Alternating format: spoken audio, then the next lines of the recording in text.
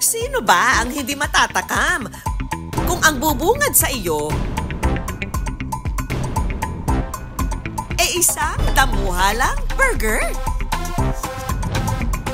na may cheesy goodness at juicy sarap patty at mas lalong pinasarap ng mouth-watering mozzarella cheese. Tatanggi ka pa ba o kakasa sa pagsample ng trending giant burger na ito? Pero sa maniwala kayo o hindi raw mabubutas ang bulsa nyo sa burger na ito. Ang presyo kasi nito naglalaro sa 65 hanggang 170 pesos na pwedeng lantakan dito sa isang kalye sa Quiapo, Maynila. At ang nagpasimuno raw ng trending dambuhalang burger na ito, walang iba kundi ang self-confessed burger lover na si Jennifer at ng partner nito na si Jay. Burger yung naisip kong negosyo kasi wala pang nagtitinda ng burger dito sa May Carriedo. So, nag-isip ako ng bago kung ano pwede naming itinda. Hindi na nga raw akalain ni Jennifer na ang kanyang own version ng burger recipe papatok at tatangkilikin ng madla.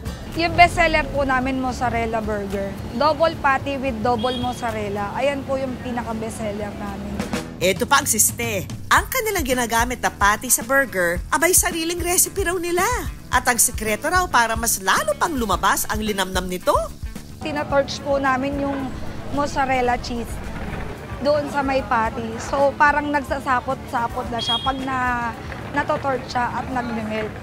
Ang buns, pinalamanan ng fresh lettuce. Pinatungan pa ng not just one but two burger patties. May dagdag pang katutak na mozzarella cheese sa kabinuhusan ng melted cheese.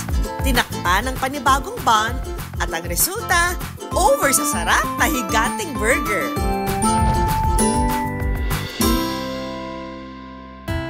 Pero kwento ni Jennifer, bago pa man daw magsimulang dumugin ang kanilang patok na burger, naranasan din daw nilang sumubok ng iba't ibang pagkakakitaan na sa huli, taob ang kanilang puhunan.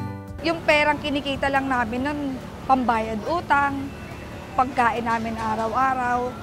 Pero ang ating bida, never say die at patuloy na nagpursige sa buhay.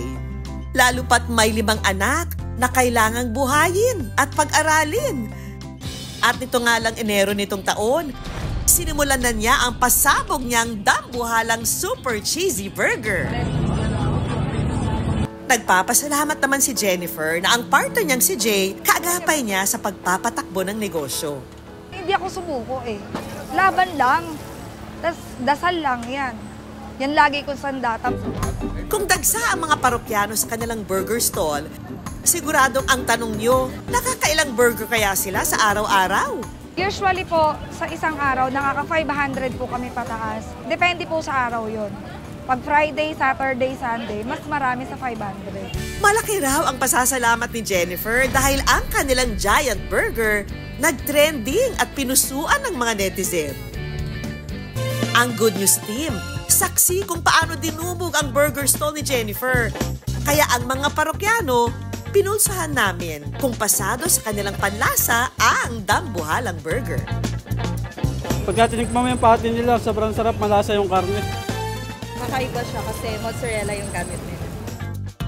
Masarap, lasang-lasa yung cheese. Sobrang meaty. Lasang-lasa yung pagka-beef niya. Winner talaga sa mga suki! Ang isa pa raw sa talagang hatid na good news ng kanilang burger business ay yung nagkaroon sila ng tsansa na makatulong sa kanilang mga staff at magkaroon ng hanap buhay. Kung nasan kami, nandun din sila. Kung ano pagkain namin, pagkain din nila. Hindi katulong trato ko sa kanila. Kumbaga kasama, pamilya. Yan sila sa akin. Kumikita na nga raw ngayon ang burger nila na nasa 5 hanggang 10,000 piso kada araw. Malaking tulong daw ito para matustusan ang gastusin sa bahay at pag-aaral ng mga anak. Bukod pa riyan, si Jennifer patuloy pa rin daw pagsisikapang palaguin ang kanilang burger business para sa pinag-iipunan daw nilang maipundar. Ang goal ko po ngayon, gusto ko magkaroon ako ng sariling bahay kasama ng mga anak ko. Hindi ako nag-aasam ng malaki. malaking bahay, hindi. Gusto ko lang magkaroon ako ng sarili kong bahay. Ang kwento ng negosyo ni Jennifer, kapag doble ang sipag, doble rin ang sarap. At ang susi para makamit ang tagumpay, Magtiyaga lang kayo, lagi nyo rin samahan ng dasal, pananampalataya. Huwag kayong mapapagod kasi hindi lagi nasa ilalim eh. Aangat din tayo.